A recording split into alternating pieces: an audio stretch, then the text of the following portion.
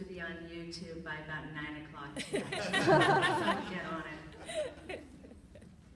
Hey, so no pressure.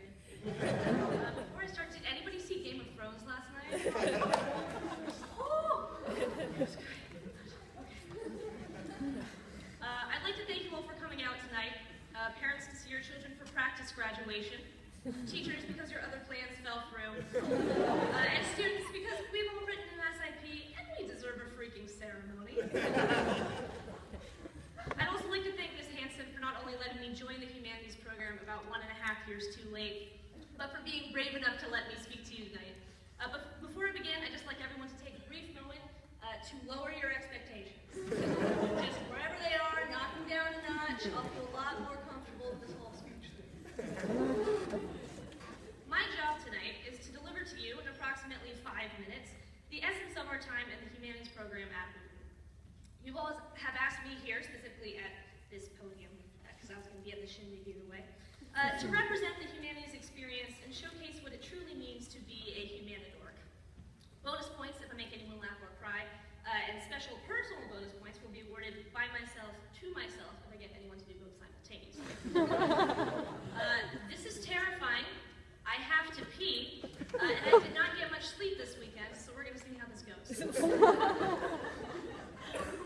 I have always been, and in all likelihood will always continue to be, a nerd.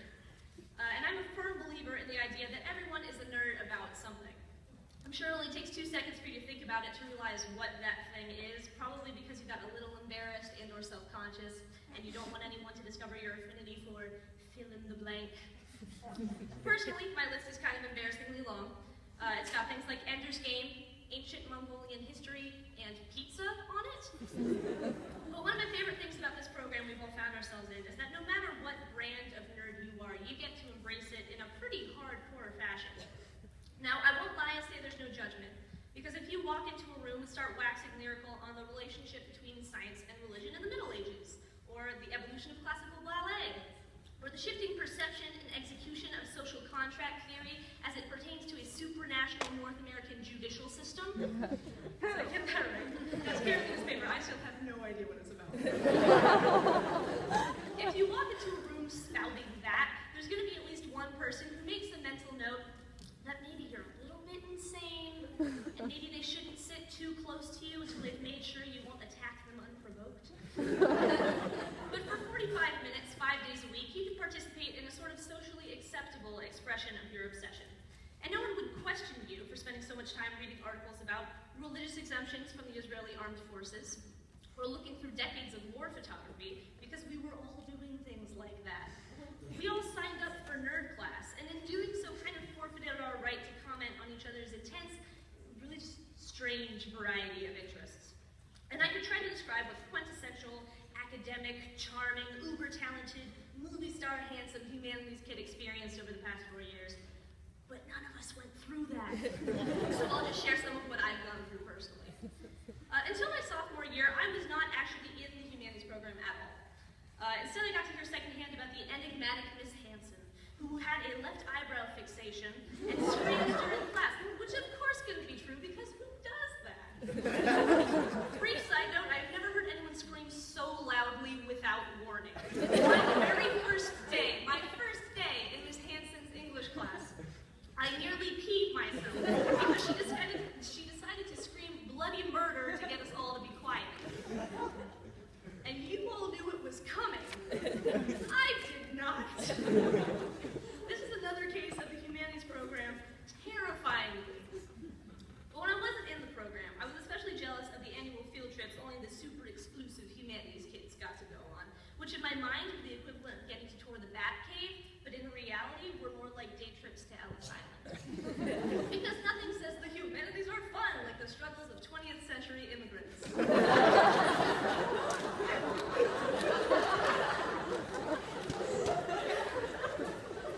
Now, a normal person in my situation would probably enjoy learning about these sorts of activities, or maybe even would try to officially become a part of the group that got to enjoy these educational jamborees. But did I act like a normal person? Oh no. I, like a crazy person, snuck onto these field trips.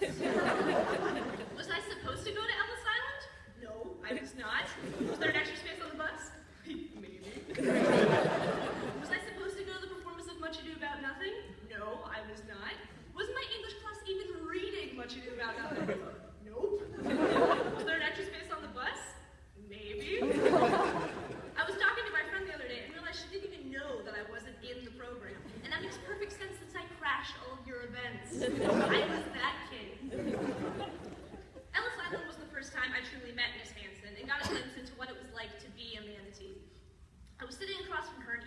and I don't think I'd ever spoken to her before in my life. And she just looked at me and said, with not a small amount of severity in her voice, "So Charlotte, why aren't you in the Humanities program?" Over the course of the next week or two, anonymous figures would approach me in the hallways, tell me to join Humanities, and disappear in an ominous puff of smoke while the heavy orchestration died down.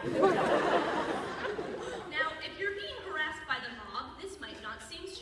But as an awkward 15-year-old girl who religiously watches The Simpsons, it's pretty unnerving. Really, the point is, Miss Hansen is a mafioso, and we all joined the dorkiest mob ever.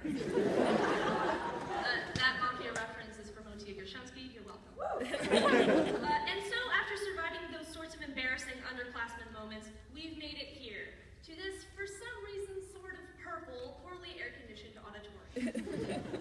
We've all finally found that nerdy part of ourselves and let it loose to frolic in the joy that is spending 5 hours on noodle tools, wondering whether or not this citation is for a thesis, or maybe a report, or maybe it's a research paper, but there's no university mentioned on the cover letter, and the abstract is in Portuguese, and is the author also the editor, so should we just watch House of Cards on Netflix until 2 in the morning and leave all this crap for tomorrow? We've written songs and novellas, taken beautiful, glittery pictures, and taught everyone the definition of the word photo montage. Some of us were even crazy enough to make a sitcom. Excuse me, sitcom. We've written somewhere between 10 and 23 pages of something.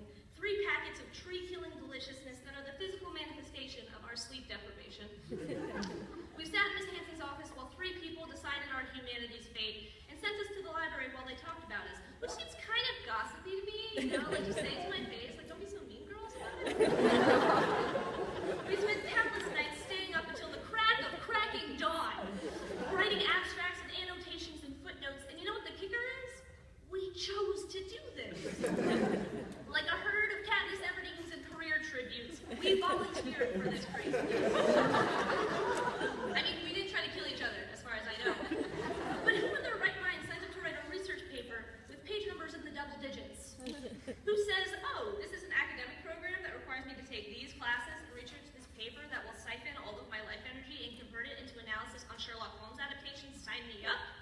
Us. Crazy people. When I was trying to figure out what I was going to say tonight, I kept coming back to the same sort of ideas. This program is made up of people that, because we're so passionate about the humanities, get along pretty well and endure the struggles of the senior independent project as a group. We bond over a shared traumatic experience. Like hostages during a bank robbery, I think we all feel some sort of camaraderie due to our collective terror. And it's also something we voluntarily and proactively agreed to do. We are a support group for crazy people. That was funny. And I think my presence here again at this podium especially reflects that sentiment. I am a humanities convert. I missed out on half of this program, and yet you still honored me when speaking for you tonight. I came in partway through, flaunting my book nerd status and my Tina Fey worshipping, and instead of backing away slowly, you all asked me when I was filming my creative project. That you would trust me with this responsibility says a lot about how inclusive this program is, and how friendly we can be as a group, even to some weirdo that sneaks onto our field trip. So let that be a reassuring thought, manatees. As we venture into the abyss, whether it be shaped like a frat party, or a research lab, or a dorm room filled with stolen dining hall utensils and 30 Rock DVDs, that last one was mine, take solace in a series of events we are commemorating tonight. We've survived the trauma that is the SIP. And as much as we've grown tired of it, we learned an immense array of academic skills that we will take with us, and, unlike calculus, truly use after we leave. We've gotten to be a part of the special genre of classes that represent our interests and allow us to express them. And I've now written a graduation speech that is about the length of an AP Lit essay, so perhaps it's time to stop. We can all be proud of the work we've accomplished, the friends we've made, and the trees we've killed. But these past 4 years, or maybe 3 if we want to just collectively decide that freshman year did not exist, be the precursor to many more nerdy times to come. Look at my left eyebrow, class of 2014. You are all meritorious to me. Thank you.